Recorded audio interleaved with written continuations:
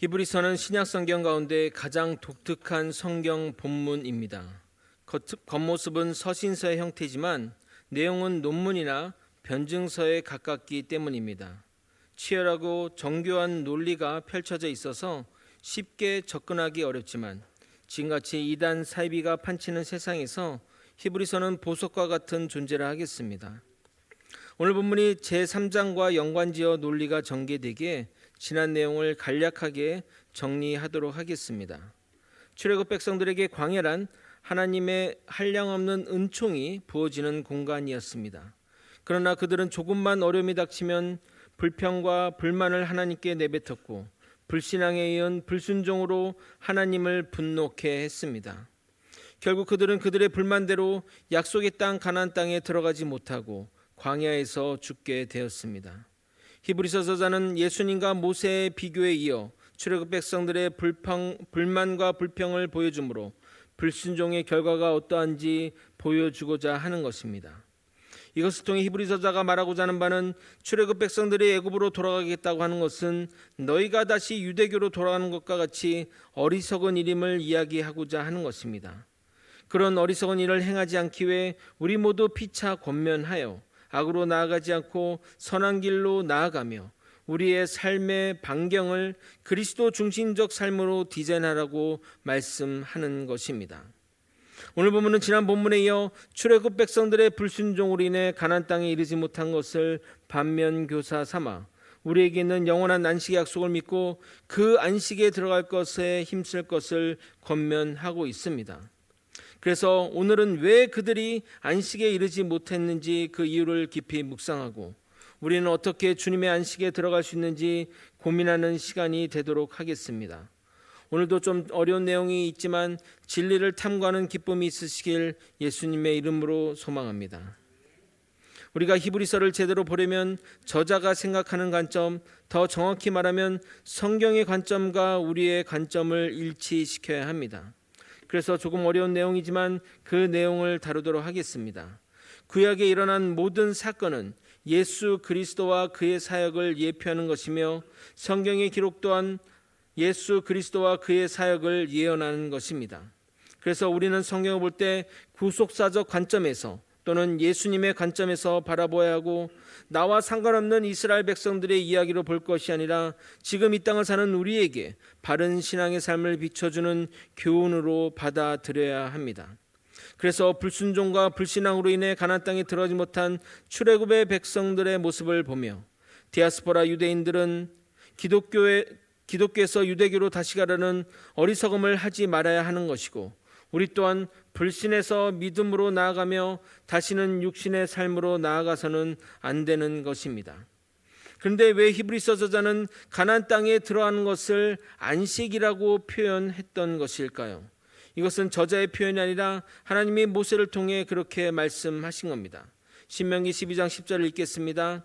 너희가 요단을 건너 너희 하나님 여호와께서 너희에게 기업으로 주시는 땅에 거주하게 될 때 또는 여호와께서 너희에게 너희 주의 모든 대적을 이기게 하시고 너희에게 안식을 주사 너희를 평안히 거주하게 하실 때에. 그러니까 출애굽 백성들에게 안식이란 가나안 땅의 입성이지만 실제적으로는 그리스도를 통한 구원의 복을 말하는 것입니다. 불순종한 출애굽 백성은 참 안식의 그림자인 가나안 땅에 들어가지 못했으나 하나님이 그리스도를 통해 선택한 자기 백성을 참 안식에 들어가게 하실 것입니다. 그러나 애굽으로 돌아가려고 했던 출애굽 백성처럼 기독교 유대인들이 유대교로 돌아가면 하나님의 안식에 들어가지 못할 것입니다. 이러한 모든 내용을 받으면서 히브리서 4장 1절은 시작합니다. 그래서 그러므로라는 앞의 내용을 받으면서 결론을 짓는 접속사로 시작하고 있는 것입니다. 1절을 여러분이 한번 읽어보도록 하겠습니다. 함께 읽겠습니다. 시작. 그러므로 우리는 두려워할지니 그의 안식에 들어갈 약속이 남아 있을지라도 너희 중에는 혹 이르지 못할 자가 있을까 함이라. 창세 이래로 하나님이 주신 동일한 안식의 약속이 시간과 공간을 초월해서 그리스도를 믿는 모든 이들에게 주어졌습니다. 그러나 출애굽 백성들 같이 불순종으로 그런 안식에 들어가지 못할 자들이 지금도 우리에게 있는 것을 경고하고 있는 것입니다. 그럼 왜 출애굽 백성들은 그 안식에 들어가지 못하는 것일까요? 그 이유는 들은 것을 믿음과 결부시키지 않았기 때문입니다. 2절을 읽어드리도록 하겠습니다. 그들과 같이 우리도 복음 전함을 받은 자이나 들은 바 그 말씀이 그들에게 유익하지 못한 것은 듣는 자가 믿음과 결부시키지 아니함이라. 말씀을 들었으나 그 말씀이 유익하지 못한 것은 믿음의 영역으로 나아가지 않았기 때문입니다. 무슨 말일까요? 여러분의 정확한 이해를 돕기 위해 예를 들어 보도록 하겠습니다. 실제 겪어서 얻게 되는 것을 경험이라고 하고 경험하지는 않았지만 확신하는 것을 믿음이라고 합니다. 누군가 여러분에게 높은 곳에서 떨어지면 다친다, 심하면 죽을 수도 있어 라는 말을 전했습니다. 그 말을 믿으면 절대 고층 빌딩에서 떨어지지 않을 것입니다. 반대로 고층 빌딩에 떨어져도 하늘을 날 수 있다고 믿으면 거기서 점프할 것입니다. 그럼 여러분은 높은 곳에 올라가면 어떻게 하십니까? 거의 모든 분들이 뛰어내리지 않을 것입니다. 그런데 우리는 날지 안 날지 모르는 거 아닙니까? 막상 뛰어보니까 갑자기 날개가 나와서 날지 모르지 않냐 이 말입니다. 그렇지만 우리가 경험하진 않았지만 떨어지면 죽는다고 믿기 때문에 안 떨어지는 것입니다. 이처럼 믿음이 경험하지 않아도 여러분의 행동을 제어하는 것입니다. 출애굽 백성들은 하나님으로부터 젖과 꿀이 흐르는 가나안 땅을 약속의 말씀으로 받았습니다. 모두 그 땅에 아직 가보지 않았기에 믿음의 영역입니다. 그런데 10명의 정탐꾼의 이야기를 듣고 그들의 얕은 믿음이 흔들려 버렸던 것입니다. 반면 여호수아와 갈렙은 굳건한 믿음으로 흔들리지 않았던 것입니다. 둘의 차이는 들은 지식 또는 정보가 그 믿음과 결부시켰냐의 여부인 것입니다. 갈렙과 여호수아는 보이는 현실을 믿지 않고 하나님의 말씀을 믿은 것이고 나머지 10명의 정탐꾼은 하나님의 말씀을 믿지 않고 보이는 현실을 믿은 것입니다. 성경 말씀에 믿음은 들음에서 난다고 하니 들으면 믿음이 되는 것 아니냐 생각하는 사람인데 그렇지 않습니다. 그 말의 의미는 듣는 것이 믿음이라는 것이 아니라 믿음이 들음에서 시작된다는 것을 말하는 겁니다. 여러분, 씨앗은 열매가 아닙니다. 그러나 씨앗에서 출발하여 줄기가 나고 나무가 자라며 꽃피고 열매가 맺듯이 열매는 씨앗에서 출발한다는 말입니다. 즉 씨앗이 열매가 아닌 듯이 듣는 것이 믿음으로 치환되지는 않습니다. 들으면 일단은 그것은 지식이 됩니다. 이 지식이 믿음이 되어야 믿음에 따른 행동으로 나아가게 되는 겁니다. 예를 들어 제가 목감기가 오면 따뜻한 생강차가 좋다는 말을 들었습니다. 아직 경험되지 않고 들은 것이기에 그 말은 정보이며 믿음의 영역에 있는 말입니다. 그 말을 한 사람이 신뢰할 수 있으면 더 믿을 것이고 신뢰할 사람이 아니면 무시할 것입니다. 그런데 제가 목이 아파서 이것저것 다 해보다가 따뜻한 생강차를 먹으면 좋아진다는 말을 생각이 나서 믿으면 생강차를 먹을 것이고 안 믿으면 안 먹을 것입니다. 그런데 믿고 먹었는데 목이 좋아지고 감기 징후가 덜해지는 것을 경험하면 이 믿음은 산 지식이 되는 것이고 앞으로 목감기 기운이 올 때마다 생강차를 먹으며 그런 증상이 있는 자들에게 생강차를 추천할 것입니다. 들은 정보가 믿음으로 실천하면 산 지식이 되는 것입니다. 그러므로 우리가 들은 이 복음의 메시지를 가지고 이 땅을 살아갈 때 우리의 믿음이 산 지식이 되게 하려면 먼저 믿음을 가지고 나아가야 하는 것입니다. 들은 말씀을 신뢰하고 도전을 해야 믿음이 확고한 신념이 되는 겁니다.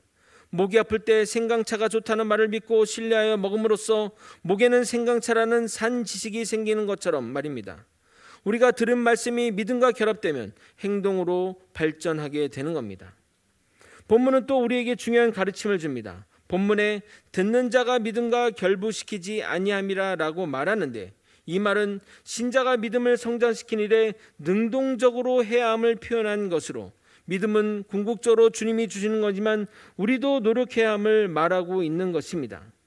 우리의 믿음은 우리가 가꾸고 성장시켜 정말 어려운 순간에 진짜 믿음이 되도록 해야 합니다. 다른 영역의 이야기지만 중요하게 더 언급하자면 우리의 믿음이 진짜인지 아닌지는 어떻게 알겠습니까? 시험과 연단을 통해 믿음의 단단함을 판단할 수 있습니다. 쇠가 있는데 한 번 내리쳐서 부러지거나 두 번, 세 번 쳐도 부러지지 않는 것은 믿음의 강도에 따라 결정되는 것입니다. 시험이 왔는데 금방 무너진다?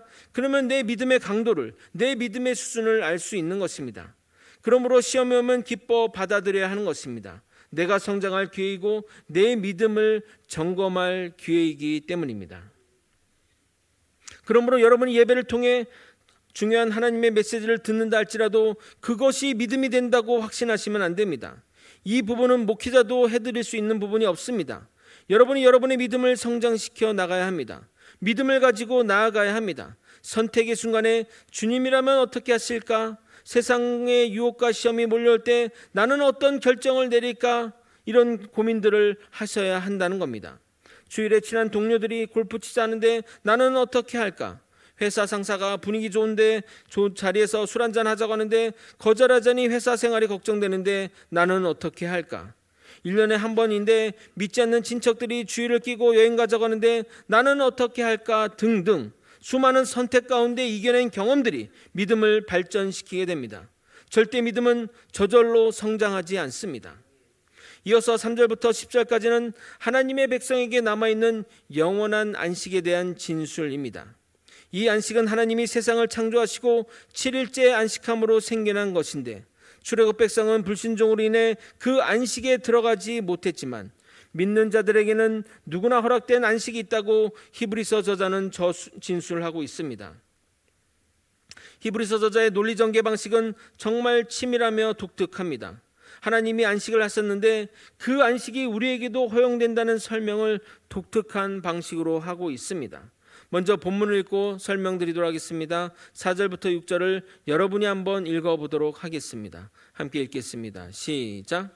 제7일에 관하여는 어딘가에 이렇게 일렀으되 하나님은 제7일에 그의 모든 일을 쉬셨다 하였으며 또 다시 거기에 그들이 내 안식에 들어오지 못하리라 하였으니 그러면 거기에 들어갈 자들이 남아있거니와 복음 전함을 먼저 받은 자들은 순종하지 아니함으로 말미암아 들어가지 못하였으므로. 하나님이 창조하시고 7일째 안식하셨는데 이후에 출애굽 백성에게 내 안식이 들어오지 못한다고 말한 것은 하나님의 안식에 그들이 들어갈 수 있었는데 그들의 불순종으로 들어가지 못했기에 우리는 그 안식에 들어갈 수 있음을 말하는 것입니다. 예를 들어 내가 너에게 주려고 사탕을 주면데 말을 안 들어서 안 줄 거야 라고 했다면 저에게 사탕이 있다는 말일까요? 없다는 말일까요?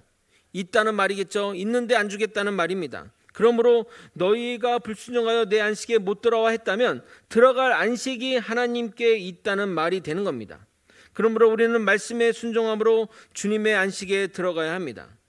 이어서 히브리서 저자는 말씀의 순종이 어디서 시작되는지 중요한 깨달음을 주게 됩니다. 7절을 또 한번 여러분이 한번 읽어보도록 하겠습니다. 함께 읽겠습니다. 시작.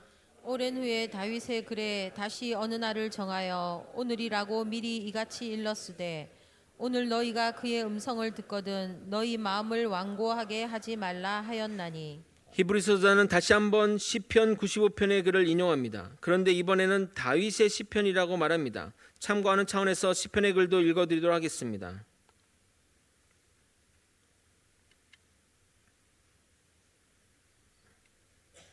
그는 우리의 하나님이시오 우리는 그가 기르시는 백성이며 그의 손이 돌보시는 양이기 때문이라.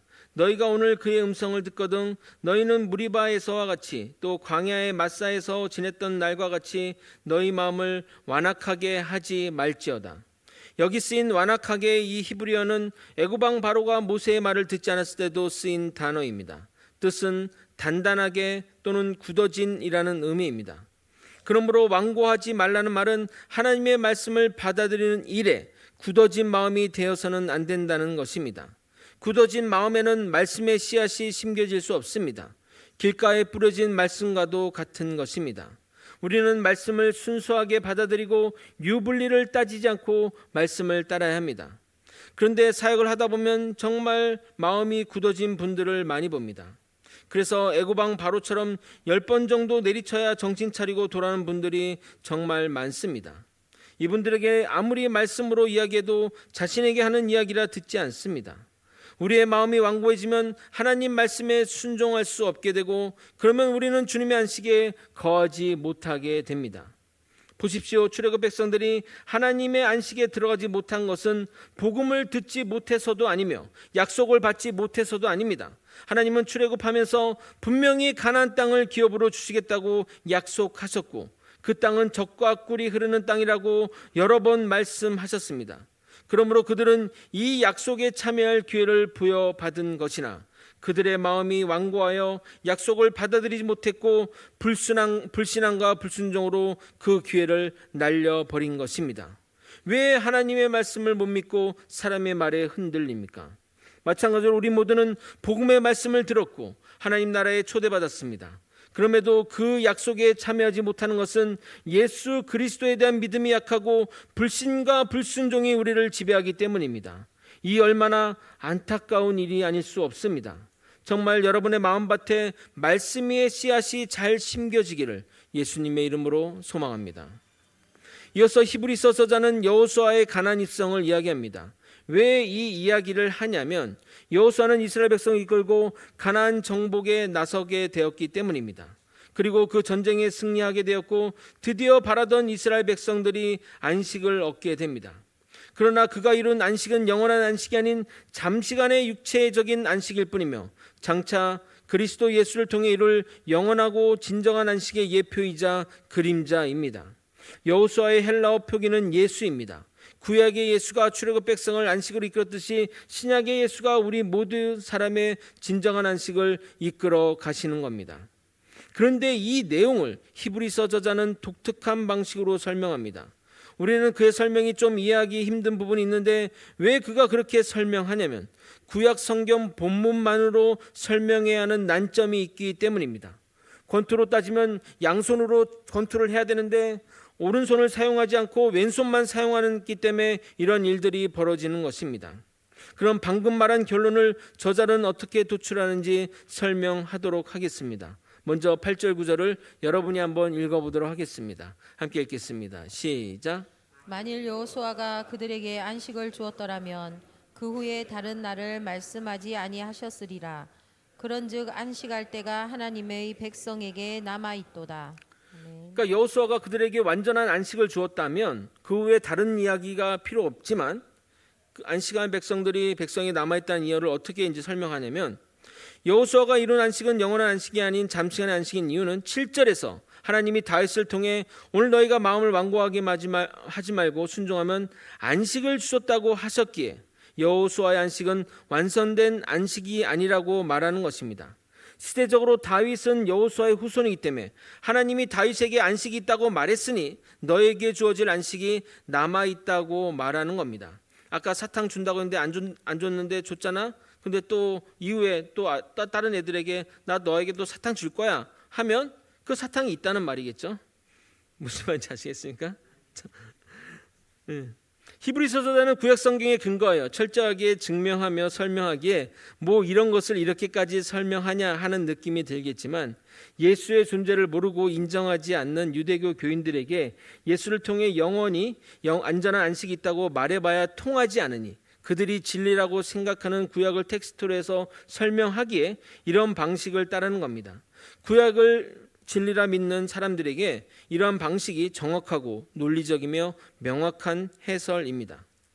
이어지는 본문에 따르면 말씀에 순종함으로 안식에 들어가는 자는 하나님이 창조하시고 쉬신 것 같이 쉬고 있다고 말하고 있습니다.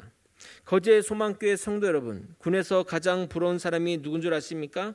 잘생긴 사람도 돈 많은 사람도 사회에서 잘 나가는 사람도 아닌 제대를 얼마 남지 않은 말년병장이 제일 부럽습니다. 이등병 때 매일 아침 말년병장이 이제 며칠 남았네 하면 그와 비교해 한없이 남아있는 군생활에 속으로 정말 얼마나 부럽고 한숨을 쉬었는지 모릅니다. 한 번은 다음 주면 제대를 앞둔 말년병장과 주일 아침 드라마를 보았는데 그 병장이 이렇게 말하는 겁니다. 나 저 드라마 다음 주에는 집에서 보겠네. 놀리는 그 말이 미우면서도 정말 부러워서 저도 말년의 이등병에게 그렇게 말했던 것이 생각납니다.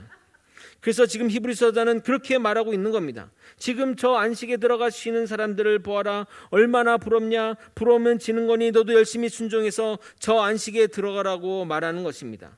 10절 11절 상반절 읽겠습니다. 이미 그의 안식에 들어간 자는 하나님이 자기 일을 쉬신 것 같이 그도 자기 일을 쉬니라. 그러므로 우리가 저 안식에 들어가기를 힘쓸지니. 히브리서자는 그의 안식에 들어가기 위해 하나님의 말씀에 순종하라고 다시 한번 강조하는 겁니다. 하나님의 말씀 앞에는 첫째도 순종, 둘째도 순종임을 잊어서는 안 됩니다. 그리고 유명한 성경 구절, 히브리서에서 유명한 성경 구절인 12절 13절을 읽어보도록 하겠습니다. 먼저 12절을 여러분이 한번 읽도록 하겠습니다. 시작. 하나님의 말씀은 살아있고 활력이 있어 좌우에 날선 어떤 검보다도 예리하여 혼과 영과 및 관절과 골수를 찔러 쪼개기까지 하며 또 마음의 생각과 뜻을 판단하나니. 그동안 이 12절의 말씀을 사람을 완전히 변화시키는 말씀의 능력으로 해석했습니다. 그래서 하나님의 말씀이 여러분의 혼과 영과 온몸을 찔러서 쪼개므로 하나님의 말씀을 두려운 마음으로 받아들이라고 이 본문을 사용했지만 문맥적 의미로 보면 그런 내용이 아닙니다. 혼과 영과 및 관절과 고수를 찔러 쪼개는 하나님의 말씀의 운동력과 통찰력은 결국 하나님 말씀에 불순종하는 자들에게 임하는 영적이고 육체적인 죽음을 선포하는 것입니다. 그래서 하나님 말씀을 불순종하는 자는 그 모든 행위가 하나님의 불꽃 같은 말씀 앞에 적나라하게 드러나 심판을 피할 수 없다는 사실을 나타내고 있습니다. 그러므로 히브리서 저자가 말하는 의도는 하나님 말씀이 능력의 말씀이라는 것을 강조하기 위한 것이 아니라 하나님 말씀에 순종하지 않는 자들이 받을 심판을 강조하는 것입니다. 그러면 이어지는 13절과 부드럽게 연결하여 해석이 가능합니다. 13절도 여러분이 한번 읽어보도록 하겠습니다. 시작. 지으신 것이 하나도 그 앞에 나타나지 않음이 없고 우리의 결산을 받으실 이의 눈앞에 만물이 벌거벗은 것 같이 드러나느니라. 아멘. 이처럼 하나님의 말씀 앞에 우리의 불순종이 확연하게 드러날 것을 말하는 겁니다. 제가 문맥과 상관없이 그 구절만 딱 떼어 해석하는 방법에 대해 주의를 주는 이유는 이것이 결코 사소한 문제가 아니기 때문입니다. 이단들의 성경 해석을 보면 이렇게 문맥적 의미와 상관없이 사용하는 경우가 대부분입니다. 문맥적 의미와 상관없이 자신의 주장에 맞는 성경 구절을 이용하면 어떠한 주장도 성경 구절을 근거 구절로 갖다 댈 수 있습니다. 성경 구절을 사용한다고 해서 그것이 결코 성경적이라 말할 수 없습니다. 그러나 성경의 어떤 깊은 문맥적 의미를 모르는 이들은 이단들이 성경 구절을 들이대며 거짓된 주장을 이어나가도 여기는 정말 성경적이네, 성경적으로 가르치네 하며 그들의 주장에 넘어가는 겁니다. 이단들과 다툼이 벌어지면 그들은 오히려 우리가 얼마나 성경적인데요 하고 달려듭니다. 그러나 문제는 그들에게 그 문장이 그런 문맥적 의미가 아니라고 해도 들으려고 안 합니다. 그건 모르겠고 원숭이 똥구멍은 빨개일 뿐이고 라고 한다는 것입니다. 좀 절망적인 이야기로 들리겠지만 이단에 빠지면 답이 없는 것 같습니다. 저도 여러 번 그들과 대화하려고 시도했는데 도저히 듣지 않습니다. 완고함이 콘크리트보다 더 단단합니다. 우리가 성경 읽을 때 통독도 중요하지만 정독도 중요합니다. 저는 통독보다 정독을 더 추천해 드립니다. 그래서 우리 같은 목회자가 성경 본문 강의를 통해 성경의 깊은 문맥적 내용을 알려드리는 것이고 이단들이 자주 자신들의 주장에 활용하는 성경 구절도 알려드리는 것입니다. 목사님 말씀이 너무 어려워요. 이렇게 생각하지 마시기 바랍니다. 말씀이 어렵잖아요. 그거 어떻게 더 이상 쉽게 설명합니까? 말세가 다가올수록 우리를 미혹하는 무리가 넘쳐날 것이기 때문에 우리는 정말 주의 깊게 말씀을 들어야 할 것입니다. 히브리서 저자는 10절부터 13절까지의 4절의 본문을 2절씩 대조를 이루며 설명하고 있습니다. 앞 두 절은 안식에 들어가라고 권유하면서 뒤에 두 절은 너희가 순종하지 않으면 심판받아 너희의 모든 죄가 밝히 드러날 것이라고 말하고 있습니다. 저는 히브리서 저자가 참 설득의 명수라고 생각합니다. 흔히 연애할 때 밀고 당기기를 잘하는 그 밀당을 잘해야 연애를 잘한다고 하는데 저자는 그런 식으로 본문을 저술하고 있습니다.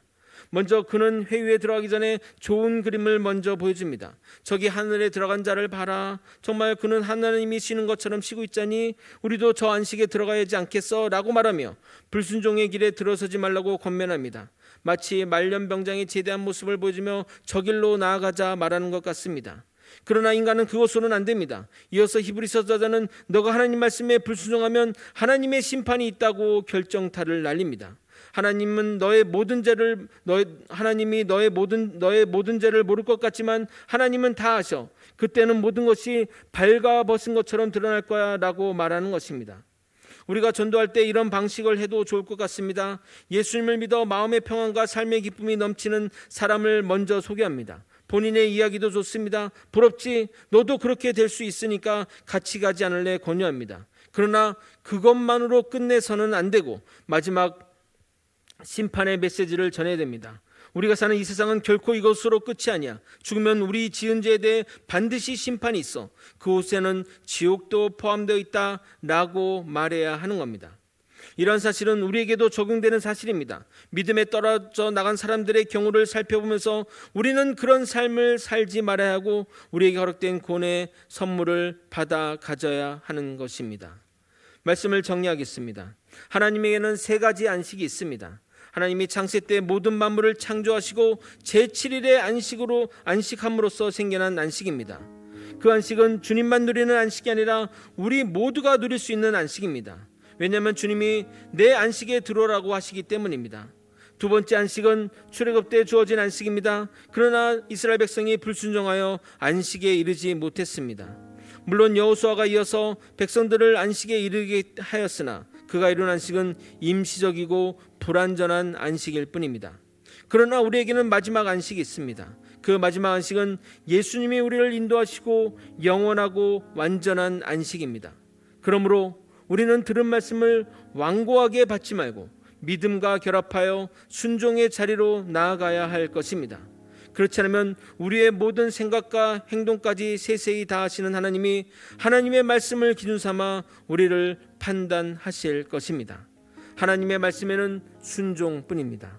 이 사실을 잊지 않고 살아가는 저와 여러분이 되시길 예수 그리스도 이름으로 축원드립니다. 함께 찬양하고 기도의 자리로 나아가도록 하겠습니다. 천성을 향해 가는 성도들아 찬양하시겠습니다.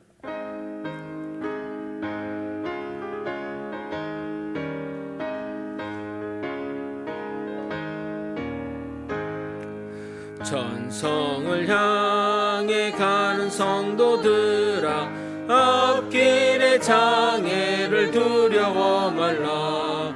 성령이 너를 인도하시리니 왜 지체를 하고 있느냐. 앞으로 천성을 향해 나가세. 천성문만 바라고 나가세. 모든 천사 너희를 영접하러 문 앞에 기다려 서 있네. 너 가는 길에 누가 비웃거든 확실한 증거를 보여주어라. 성령이 친히 감하여 주사 그들도 참 길을 찾으리. 앞으로 천성을 향해 나가세. 천성문만 바라고 나가세.